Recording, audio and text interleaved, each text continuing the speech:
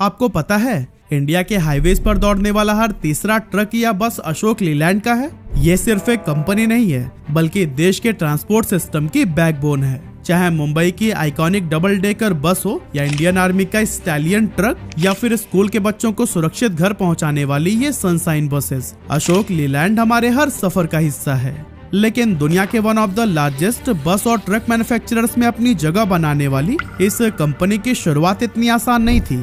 पहले तो भारत के लोगों ने ही इसे नकारा, फिर इस कंपनी को बनाने वाले फाउंडर एक प्लेन क्रैश में मारे गए और ऐसे ही अनगिनत स्ट्रगल्स का सामना करके कैसे यह कंपनी आज इस मुकाम पर खड़ी है, आज हम पूरी स्टोरी को डिटेल में जानने वाले हैं। तो दोस्तों कहानी स्टार्ट होती है 1948 से, जब इंडिया को आजाद हुए सिर्फ 1 साल हुआ था। पंडित जवाहरलाल नेहरू उस टाइम देश के व्यापारियों को मेक इन इंडिया के लिए इंस्पायर कर रहे थे और तभी उनकी आवाज रघुनंदन सरन नाम के एक फ्रीडम फाइटर तक भी जा पहुंची, जो कि बंटवारे के बाद अपना सब कुछ छोड़ छाड़ कर रावलपिंडी से चंडीगढ़ आ गए थे। आजादी के समय वो गांधी जी और नेहरू जैसे नेताओं से काफी इंस्पायर्ड थे और उनका मानना था कि भारत को सिर्फ पॉलिटिकल आजादी ही नहीं बल्कि इकोनॉमिक इंडिपेंडेंस की भी जरूरत है। उन्होंने महसूस किया कि भारत को आत्मनिर्भर बनाने के लिए इंडस्ट्रियल डेवलपमेंट बहुत जरूरी है और इसी सोच के साथ उन्होंने ट्रांसपोर्ट सेक्टर को चुना, क्योंकि वो जानते थे कि एक मजबूत ट्रांसपोर्ट सिस्टम देश की ग्रोथ के लिए बैकबोन बन सकता है। असल में रावलपिंडी में रघुनंदन जी के पापा की एक कार वर्कशॉप थी जिसमें उन्होंने बचपन से ही काम किया था और यहीं से उनके अंदर गाड़ियों के प्रति एक लगाव सा पैदा हो गया। अब जब उन्होंने नेहरू जी का विजन सुना तो यह ठान लिया कि इंडिया में हम खुद की गाड़ियां बनाएंगे और भारत को अपने दम पर आगे लेकर जाएंगे। इसी सोच के साथ उन्होंने अपनी सेविंग्स और फैमिली सपोर्ट से इन्वेस्टमेंट जुटाया और 7 सितंबर 1948 को चेन्नई, जो तब का मद्रास हुआ करता था, वहां से अशोक मोटर्स की शुरुआत कर दी। लेकिन ये अशोक कौन था? असल में रघुनंदन सरन ने इस कंपनी का नाम अपने इकलौते बेटे अशोक के नाम पर रखा था।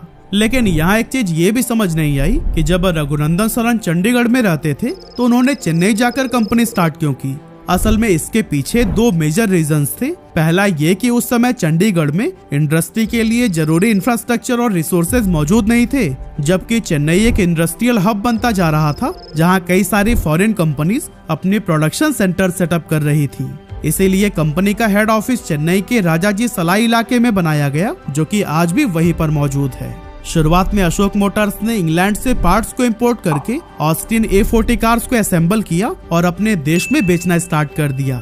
हालांकि आजादी के बाद का टाइम भारत के लिए इकोनॉमिकली काफी वीक था। अशोक मोटर्स को रॉ मटेरियल और स्किल्ड लेबर जुटाने में काफी प्रॉब्लम फेस करने पड़े। कई बार तो फंडिंग की कमी की वजह से प्रोडक्शन रुकने के कगार पर आ गया। लेकिन फिर भी रघुनंदन जी ने दिन रात मेहनत की और इंडिया में ऑस्टिन A40 कार्स की मैन्युफैक्चरिंग भी शुरू कर दी। लेकिन अब आप सोच रहे होंगे कि आखिर उन्हें ऐसे वर्कर्स कहां से मिले जो कि कार बनाने वाली फैक्ट्री में काम कर पाएं। एक्चुअली उन्होंने इंडियन वर्कर्स को ट्रेन करने के लिए प्रोग्राम शुरू किए। उन्होंने ब्रिटिश इंजीनियर्स के साथ कोलैबोरेशन में भारतीय इंजीनियर्स और मैकेनिक्स को टेक्निक सिखाई और फिर मैन्युफैक्चरिंग के टाइम जब उन्होंने इंडियन रोड के अकॉर्डिंग ऑस्टिन A40 कार्स में बदलाव किए तो फिर उनका यह बिजनेस काफी अच्छा चल पड़ा। हालांकि लोगों को इंडिया मेड व्हीकल्स पर भरोसा नहीं था। मैक्सिमम कस्टमर फॉरेन ब्रांड्स जैसे फोर्ड और शेवरलेट को ज्यादा प्रेफर करते थे। लेकिन फिर रघुनंदन जी ने लोगों को कन्विंस किया कि इंडियन व्हीकल्स भी भरोसेमंद और ड्यूरेबल हो सकते हैं, क्योंकि ये यहीं के रोड कंडीशंस के हिसाब से बनाए गए होते हैं। खैर, इन सभी बातों से लोग तो कन्विंस हो गए, पर फिर रघुनंदन सरन ने देखा कि भारत की तेजी से डेवलप हो रही इकोनॉमी को पैसेंजर कार से कहीं ज्यादा कॉमर्शियल व्हीकल्स की जरूरत है। लेकिन कॉमर्शियल व्हीकल्स को बनाने के लिए उनके पास रिक्वायर्ड टेक्नोलॉजी नहीं थी। ऐसे में उन्होंने सोचा कि क्यों ना किसी ऐसी कंपनी के साथ में पार्टनरशिप करके आगे बढ़ा जाए जो कि पहले से ही इस सेक्टर में काम कर रही हो। और फिर इस तरह से लीलैंड मोटर्स के साथ में बातचीत आगे बढ़ाई गई, जो कि इंग्लैंड की टॉप हैवी व्हीकल मैन्युफैक्चरर्स में से एक था। पर दोस्तों, सिर्फ पार्टनरशिप से प्रॉब्लम सॉल्व नहीं होती, क्योंकि कुछ बड़ा करने के लिए फंड्स की जरूरत तो पड़ती ही। ऐसे में रघुनंदन जी के कहने पर मद्रास स्टेट गवर्नमेंट ने कुछ इन्वेस्टर्स के साथ मिलकर कंपनी में अच्छा खासा इन्वेस्टमेंट किया। अब मद्रास स्टेट सुनकर कंफ्यूज मत होइएगा, क्योंकि उस टाइम मद्रास नाम का एक शहर नहीं बल्कि एक पूरा राज्य था, जिसमें आज का तमिलनाडु, आंध्र प्रदेश, कर्नाटका और केरल के कुछ पार्ट्स आते थे। खैर, रघुनंदन सरन लीलैंड मोटर्स के साथ में इस डील को फाइनल कर पाते उससे पहले ये एक ऐसी ट्रेजेडी हुई जिसने पूरी कंपनी के अस्तित्व को ही खतरे में डाल दिया। एक्चुअली 1953 में रघुनंदन सरन एक प्राइवेट एयरक्राफ्ट से Delhi to Mumbai business trip पर जा रहे थे, लेकिन अचानक मैकेनिकल फेलियर की वजह से प्लेन क्रैश हो गया। और दोस्तों, ये क्रैश इतना खतरनाक था कि इसमें ट्रेवल कर रहे सभी पैसेंजर्स की मौके पर ही मौत हो गई। असल में उस समय एविएशन टेक्नोलॉजी इतनी एडवांस नहीं थी, जिसकी वजह से भारत ने एक ऐसे देशभक्त को खो दिया जो कि आगे चलकर देश के लिए बहुत कुछ पॉजिटिव चेंजेस ला सकता था। खैर, अब इन्वेस्टर्स के सामने सबसे बड़ा सवाल ये था कि अशोक मोटर्स को संभालेगा कौन, क्योंकि रघुनंदन सरन के बेटे अशोक की उम्र उस समय काफी कम थी और उनके पास इंडस्ट्री से रिलेटेड कोई एक्सपीरियंस भी नहीं था। इस प्रॉब्लम को देखते हुए मद्रास गवर्नमेंट और शेयर होल्डर्स ने कंपनी को अपने अंडर में ले लिया और उन्होंने एक साथ मिलकर रघुनंदन सरन का सपना पूरा करने के लिए 1954 में लीलैंड मोटर्स के साथ में ऑन पेपर पार्टनरशिप कर ली। इस डील के फाइनल होते ही अशोक मोटर्स का नाम बदलकर अशोक लीलैंड रख दिया गया। लीलैंड मोटर्स ने कंपनी को अच्छे से आगे बढ़ाने के लिए कुछ ब्रिटिश एक्सपर्ट्स को इंडिया भेजा, जिन्होंने भारत के एम्प्लॉयज को टेक्निकल ट्रेनिंग दी। और फिर भारत के टूटे फूटे रोड को देखते हुए 1954 में अशोक लीलैंड ने अपना पहला heavy duty truck comet launch किया, जो कि 7500 किलो तक का लोड कैरी कर सकता था। असल में उस टाइम तक ज्यादातर ट्रक्स इंपोर्टेड हुआ करते थे, जो कि काफी महंगे तो थे ही, साथ ही उनकी मेंटेनेंस भी काफी खर्चीली थी। लेकिन अशोक लीलैंड के कॉमेट ट्रक ने इन दोनों प्रॉब्लम का ही एक परफेक्ट सोल्यूशन दिया, क्योंकि ये ना सिर्फ ड्यूरेबिलिटी में इंपोर्टेड ट्रक्स से बेटर थे, बल्कि इनका मेंटेनेंस भी काफी सस्ता और आसान था। यही वजह थी कि कॉमेट इंडियन मार्केट में एक गेम चेंजर ट्रक साबित हुआ। कमाल की बात ये थी कि इसकी पॉपुलैरिटी सिर्फ बिजनेसमैन और ट्रांसपोर्टर्स तक ही सीमित नहीं रही, बल्कि इंडियन आर्मी ने भी इस व्हीकल पर अपना भरोसा जताया और फिर कॉमेट ने भी अपनी बेहतरीन स्ट्रेंथ और रिलायबिलिटी से आर्मी के कई सारे ऑपरेशंस को सक्सेसफुली पूरा करके हर किसी का दिल जीत लिया। यही वजह थी कि 1955 के एंड तक सिर्फ 252 एम्प्लॉयज के साथ में अशोक लीलैंड ने 1000 यूनिट्स बेच दिए और ये अचीवमेंट उस समय के हिसाब से बहुत बड़ी थी। इस सक्सेस को देखकर कंपनी को समझ आ गया कि कॉमर्शियल व्हीकल मार्केट में उनका फ्यूचर ब्राइट है। इसीलिए 1963 में उन्होंने कॉमेट ट्रक्स के चेचिस पर पैसेंजर बॉडी लगाकर कॉमेट बसेस भी लॉन्च कर दिए। अब दोस्तों, कॉमेट की पॉपुलैरिटी के बाद से अशोक लीलैंड ने भांप लिया था कि फ्यूचर में हैवी व्हीकल्स की डिमांड और भी ज्यादा बढ़ने वाली है। इसीलिए 1966 में उन्होंने मार्केट की जरूरतों को समझते हुए 10 टन और 30 टन लोड कैरी करने वाले ट्रक्स भी लॉन्च करने का सोचा। लेकिन इस तरह के हैवी ड्यूटी ट्रक्स के लिए ज्यादा पावरफुल इंजन और मजबूत चेचिस की जरूरत थी, पर उस टाइम इंडिया में इन कंपोनेंट्स को लोकली मैन्युफैक्चर करने की काबिलियत नहीं थी। इसीलिए इनिशियल प्रोडक्शन के लिए बहुत सारे मेजर पार्ट्स इंपोर्ट करने पड़े, जिससे कि उनके ट्रक्स की कीमत काफी ज्यादा बढ़ गई। अब प्रॉब्लम ये थी कि उस समय देश पहले से ही आर्थिक मुश्किलों से गुजर रहा था, ऐसे में इतने महंगे ट्रक्स खरीदेगा कौन। इसी प्रॉब्लम को ही समझते हुए अशोक लीलैंड ने एक बोल्ड फैसला लिया कि जितना भी पॉसिबल है ट्रक्स के जरूरी पार्ट्स का प्रोडक्शन इंडिया में ही किया जाएगा। लेकिन ये काम तो इतना आसान था नहीं।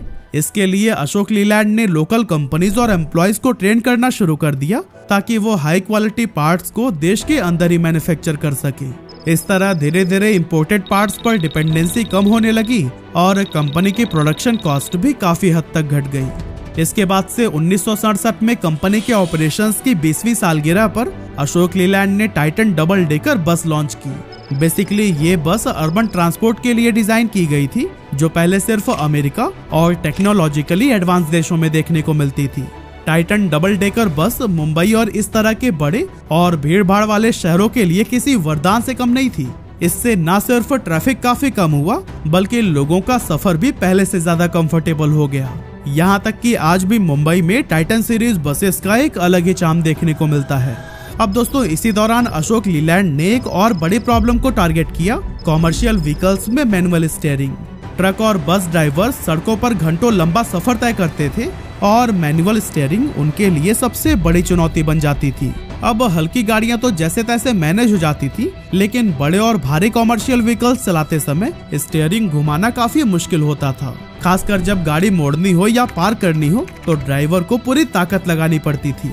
इसी प्रॉब्लम को सॉल्व करने के लिए 1969 में अशोक लीलैंड ने पहली बार पावर स्टीयरिंग इंट्रोड्यूस किया। इसमें इलेक्ट्रिक मैकेनिज्म यूज किया गया था, जिससे कि स्टीयरिंग को काफी आसानी से घुमाना पॉसिबल हो गया। यह उस समय का एक बहुत बड़ा माइलस्टोन था, जिसने कॉमर्शियल ड्राइविंग को पहले से कहीं ज्यादा कंफर्टेबल बना दिया। अब दोस्तों इसी टाइम पर इंडियन आर्म फोर्सेस को एक ऐसे ट्रक की जरूरत महसूस हुई जो कि पहाड़, रेगिस्तान या किसी भी एक्सट्रीम वेदर कंडीशन और वॉर के मुश्किल हालातों में बिना रुके दौड़ सके।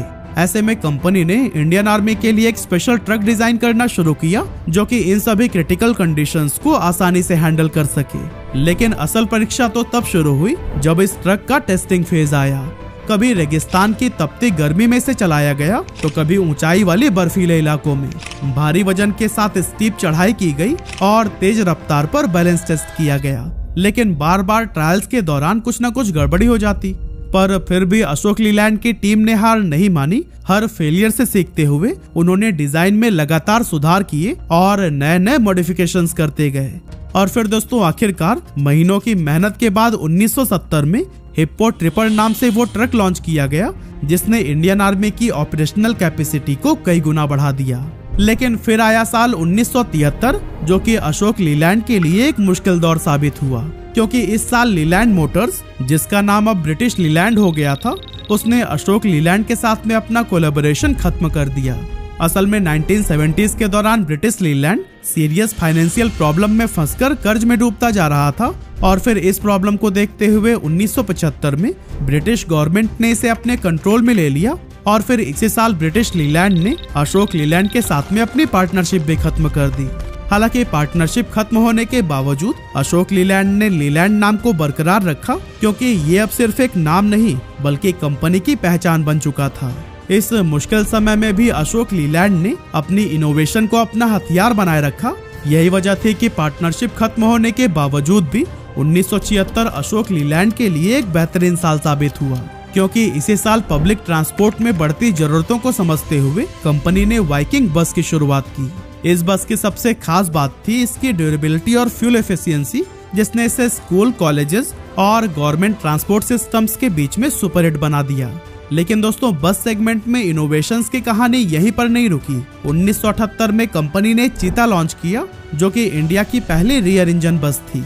इसका इंजन पीछे होने की वजह से राइड ज्यादा स्मूथ हो गई और सेटिंग स्पेस भी ज्यादा मिला, जबकि फ्रंट इंजन बसेस में इंजन आगे होने की वजह से सेटिंग स्पेस कम हो जाता था और स्टेबिलिटी भी थोड़ी कम होती थी। और दोस्तों इस तरह से अपनी शानदार बसेस के सक्सेस के बाद से कंपनी ने चेन्नई के पास होसूर में एक प्रोडक्शन प्लांट एस्टेब्लिश किया और अशोक टस्कर और अशोक टोरस जैसे कॉमर्शियल व्हीकल लॉन्च करके टफनेस की नई मिसाल कायम की। होसूर के बाद से 1982 में अशोक लीलैंड ने महाराष्ट्र के शहर भंडारा में एक और प्लांट एस्टेब्लिश किया, जहां गियर बॉक्स को असेंबल किया जाता था। साथ ही राजस्थान के शहर अलवर में भी एक यूनिट ओपन की गई, जहां पैसेंजर चेचिस बनाई जा सके। और फिर अपने इसी ग्रोथ को ही कायम रखते हुए 1986 में अशोक लीलैंड ने जापान की पॉपुलर कंपनी हीरो मोटर्स के साथ में कोलैबोरेशन कर लिया। और दोस्तों ये कोलैबोरेशन अशोक लीलैंड के लिए एक टर्निंग पॉइंट साबित हुआ, क्योंकि इससे उसे हीरो मोटर्स के H सीरीज इंजन की टेक्नोलॉजी हासिल हुई, जो कि जापान में बेहद सक्सेसफुल था। साथ ही इसी साल कंपनी ने स्टैलियन नाम के एक और ट्रक को लॉन्च किया, जो कि खास तौर पर इंडियन आर्मी के लिए डिजाइन किया गया था। इसके खास बात ये थी कि चाहे हिमालय के ऊंचे पहाड़ हो, राजस्थान के रेगिस्तान या फिर remote border areas, stallion truck हर टफ कंडीशन में बेहतरीन तरीके से काम करता था।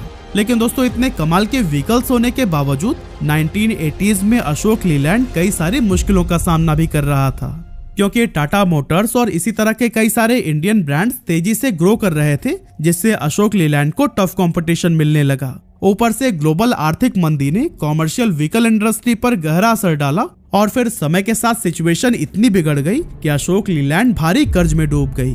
लेकिन दोस्तों यहीं पर एंट्री हुई हिंदुजा ग्रुप की, जो कि banking, finance, energy, health care और ऑटोमोबाइल सेक्टर में एक बड़ा नाम था। और 80s के दौरान ये कंपनी तेजी से अपना एक्सपेंशन कर रही थी। और दोस्तों इसी एक्सपेंशन के टाइम पर ही 1987 में हिंदुजा ग्रुप ने फिएट ग्रुप की आइविको कंपनी के साथ मिलकर अशोक लीलैंड में मेजॉरिटी स्टेक्स खरीद लिए। आइविको के आने के बाद से अशोक लीलैंड को काफी फायदा हुआ, क्योंकि इसकी टेक्निकल एक्सपर्टाइज और इंटरनेशनल एक्सपोजर की मदद से अशोक लीलैंड ने इंटरनेशनल मार्केट में भी एक मजबूत पकड़ बना ली। और साथ ही भारत में अपने एक्सपेंशन को बढ़ाते हुए 1996 में अशोक लीलैंड ने होसूर में अपने दूसरे प्लांट की शुरुआत की, जिसकी नींव खास तौर पर आर्मी व्हीकल्स बनाने के लिए रखी गई थी। आपको बताते चलें कि यहीं पर बने स्टैलियन ट्रक्स ने 1999 के कारगिल वॉर के दौरान सैनिकों को न सिर्फ सेफ्टी के साथ फ्रंट लाइन तक पहुंचाया, बल्कि कारगिल जैसे मुश्किल भरे पहाड़ी इलाकों में गोला बारूद, खाने पीने का सामान और जरूरी सप्लाई समय पर पहुंचाने का भी काम किया। इसके बाद से 2002 में अशोक लीलैंड ने भारत की पहली हाइब्रिड इलेक्ट्रिक बस लॉन्च की, जो कि एनवायरनमेंट को बचाने की दिशा में एक इम्पोर्टेंट स्टेप था। 2007 में हिंदुजा ग्रुप ने अशोक लीलैंड में आइविको के जो स्टेक्स थे उसे भी एक्वायर कर लिया, और इस तरह 51% स्टेक के साथ आज हिंदुजा ग्रुप के पास ही अशोक लीलैंड का मालिकाना हक है। लेकिन दोस्तों, अपने सफर में आगे बढ़ते हुए एक जगह पर अशोक लीलैंड बुरी तरह से पीछे छूट गया था, और वो था ईवी रिवोल्यूशन। जब बाकी कंपनियां तेजी से इलेक्ट्रिक फ्यूचर की तरफ बढ़ रही थी, तब अशोक लीलैंड अभी भी अपनी पुरानी डीजल टेक्नोलॉजी में फंसा हुआ था। टाटा मोटर्स ने अपनी पहली इलेक्ट्रिक बस लॉन्च कर दी, महिंद्राज ने भी कॉमर्शियल ईवीज में एंट्री कर ली, लेकिन अशोक लीलैंड अपने पुराने रोड मैप को ही फॉलो कर रहा था। अब प्रॉब्लम ये थी कि सरकार भी ईवी एडॉप्शन को एग्रेसिवली पुश कर रही थी, पेट्रोल डीजल की कीमतें भी बढ़ती जा रही थी और कस्टमर इको फ्रेंडली व्हीकल्स की तरफ शिफ्ट हो रहे थे। ऐसे में कंपनी को बहुत ही जल्द समझ आ गया कि अगर वो बदलते ट्रेंड के साथ में नहीं चले तो एक दिन गुमनाम हो जाएंगे। इसी वजह से 18 जुलाई 2017 को अशोक लीलैंड ने सन मोबिलिटी के साथ में एक इम्पोर्टेंट अलायंस साइन किया, ताकि इलेक्ट्रिक व्हीकल्स के डेवलपमेंट को आगे बढ़ाया जा सके।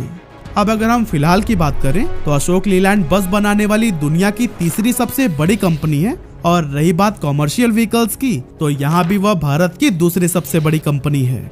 और दोस्तों, कमाल की बात तो ये भी है कि 2021 में कंपनी का रेवेन्यू जहां 19,454 करोड़ रुपए था, वो सिर्फ 3 सालों में ही 2 गुना बढ़कर 45,790 करोड़ रुपए हो गया है। आज अशोक लीलैंड न सिर्फ इंडिया में बल्कि इंटरनेशनल लेवल पर भी एक मेजर प्लेयर बन चुका है। इस कंपनी ने अपनी जर्नी में हमेशा कस्टमर्स के नीड्स को समझा और उनकी उम्मीदों पर खरा उतरने के लिए टेक्नोलॉजी और स्ट्रैटेजी में लगातार इम्प्रूवमेंट किया। यही वजह है कि आज अशोक लीलैंड दुनिया के सबसे बड़े और सबसे रिलायबल व्हीकल मैन्युफैक्चरर्स में से एक माना जाता है।